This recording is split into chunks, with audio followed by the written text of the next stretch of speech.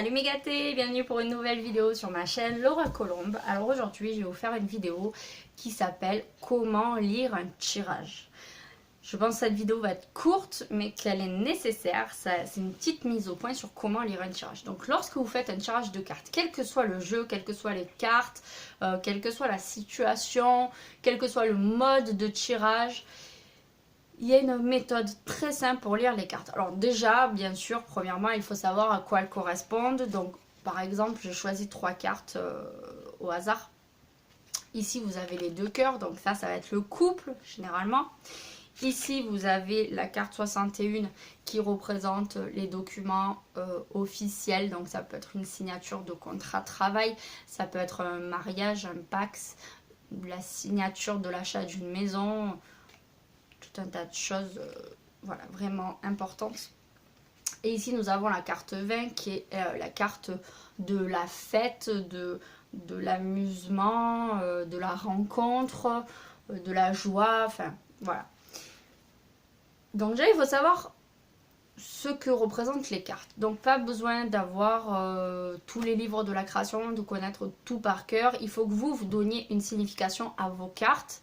Et cette signification ne sera pas exactement la même pour vous et pour moi. Parce que, comme j'explique peut-être dans une autre vidéo, on a tous une façon différente de voir les choses. Et les choses peuvent être nuancées. Tout n'est pas tout noir, tout n'est pas tout blanc.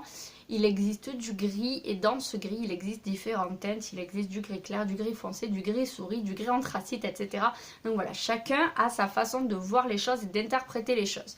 Donc on va se rejoindre sur les grandes lignes, mais après pour des interprétations plus fines, on va pas avoir tous exactement le même avis, mais ce qui compte c'est que vous ayez votre propre avis et que vous interprétiez les jeux à votre façon, en évitant un maximum d'interpréter les jeux des autres. C'est-à-dire que si vous êtes sur des groupes Facebook ou des forums et que des gens postent leur tirage, essayez de pas trop donner votre avis quand vous voyez que c'est des choses un peu précises, parce que déjà vous risquez de vexer les gens, parce que des fois les gens veulent faire des tirages et quand on leur dit pas ce qu'ils veulent entendre, eh ben, ils se braquent ou alors ils disent que vous n'êtes pas bon, ou voilà, je vois ça régulièrement dans les groupes, donc j'interviens de moins en moins pour ça, parce que les gens ont tendance à se friter quand on leur dit pas les choses qu'ils veulent entendre, et puis parce que en fait les choses se mettent en place toujours de façon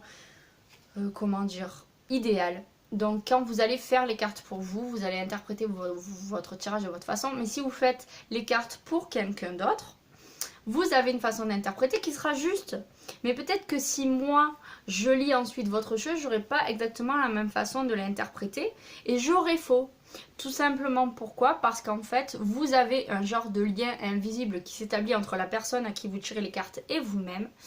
Les cartes qu'elle sort racontent son histoire, mais aussi d'un côté, elle les sort un peu pour vous, pour que vous puissiez interpréter et lui délivrer le message. Et si moi j'arrive et que je regarde le jeu, ben en fait j'ai pas compris en fait, parce que je ne fais pas partie de ce lien. En fait, pour vous expliquer un peu, c'est comme si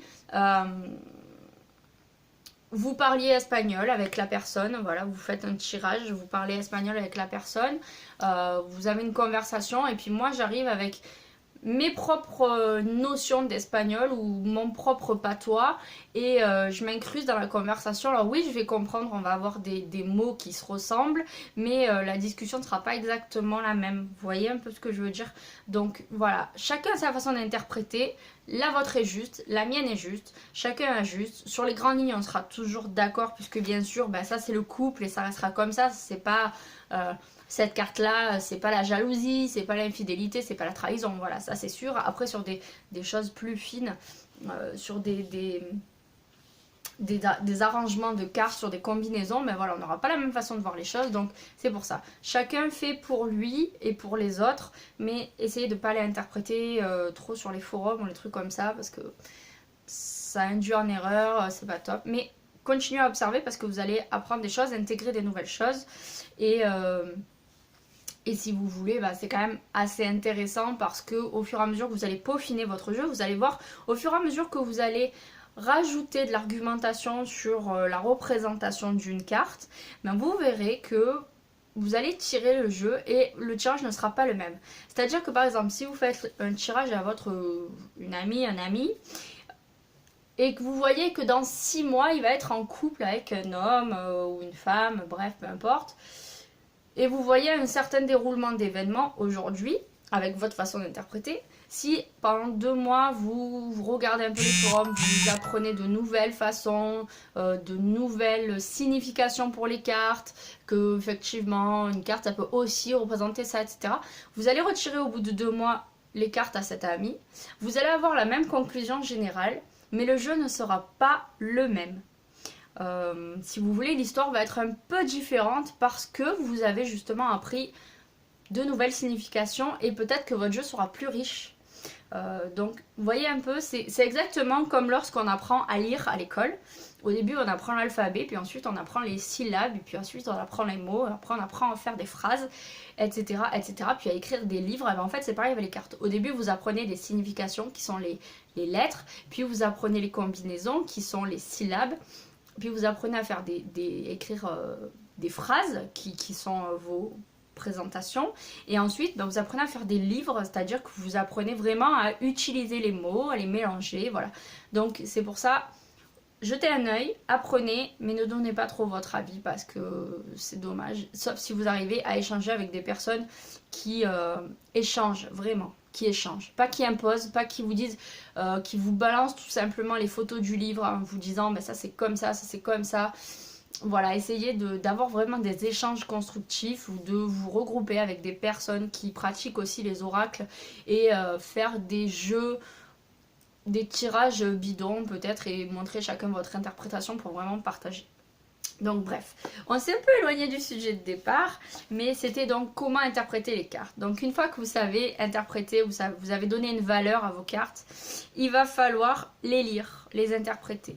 Et c'est là où c'est assez intéressant de regarder des fois les forums ou les trucs comme ça, parce que je vois des choses un peu, pas aberrantes, mais un peu bizarres. C'est-à-dire que, par exemple, vous sortez le cœur. Et puis, dans le tirage, sort ensuite les papiers. Puis sortent les coupes. Je vois certaines personnes, donc on est d'accord, on a commencé par le cœur, puis d'ailleurs on va mettre plutôt comme ça, puis les papiers, puis le contrat, puis les coupes. Il va vraiment falloir les lire comme vous lisez un livre, c'est-à-dire vous ouvrez votre livre, vous commencez par le premier mot qui est en haut à gauche. Vous ne commencez pas au milieu du livre ni à la fin du livre, vous commencez par le départ. Donc, pardon, c'est pareil, vous allez commencer par les 2 cœurs, donc dans le couple, il va y avoir un contrat de signer, donc peut-être un pacte, peut-être un mariage, peut-être l'achat d'une maison, il faudrait tirer d'autres cartes, je ne sais pas, qui vont mener à la fête. C'est pas plus compliqué en fait, c'est ça que je comprends pas avec certaines personnes. C'est-à-dire que en fait certaines personnes mélangent le jeu. Alors je pense que on va faire la fête parce que on s'est mis en couple et qu'on a signé un papier. Oui, ça revient un peu au même, mais en fait le truc c'est on se met en couple, on signe des papiers et on fait la fête. Et surtout d'autant plus que lorsque je mets les cartes dans une autre configuration, le jeu ne veut plus dire la même chose. Là, on se met en couple, on est très très heureux et on va peut-être signer un pacte ou se marier ou avoir quelque chose. Donc c'est déjà un peu différent. On ne fait plus la fête parce qu'on a signé un papier. C'est parce qu'on est heureux en couple qu'on va signer quelque chose. Et si je mets ça comme ça va être encore différent. Là, ça veut dire que très certainement, lors d'un événement, lors d'une fête, lors d'une soirée, on va rencontrer notre future âme sœur et on va signer un papier. Ou, encore une fois, sous cette configuration-là, on va avoir encore une autre interprétation du jeu. Donc, c'est très important de lire les cartes dans l'ordre où elles viennent. Et c'est d'ailleurs une astuce qui est très simple lorsque l'on débute avec tous les jeux de cartes, c'est de les lire comme elles viennent. Donc vous donnez une signification très simple à vos cartes dès le départ. Couple, contrat, fête.